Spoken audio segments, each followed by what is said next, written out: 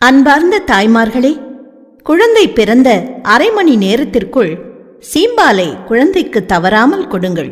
அது குழந்தைக்கு நோய் எதிர்ப்பு சக்தி அளிக்கக்கூடியது. பிறந்த குழந்தைக்கு 6 மாதங்கள் வரை தொடர்ந்து தாய்ப்பால் மட்டும்தான் தர வேண்டும்.